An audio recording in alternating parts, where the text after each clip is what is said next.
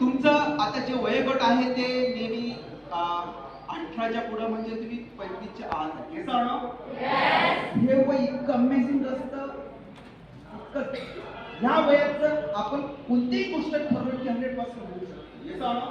फक्त एक दिशेची एका मार्गदर्शनाची गरज असते आणि जर ह्या वयात दिशा चुकली तर आयुष्यात पूर्ण दिशा बदलते. जर आयुष्यात खरंच मित्रांनो आपण कमी वेळेमध्ये यशस्वी व्हायचं दोन गोष्टी करा. एक, आपली संगत चांगली ठेवा. संगतीवर आपलं खूप आयुष्य डिपेंड असते. जर संगत चांगली नसेल तर जीवन तुला बर्बाद होतं.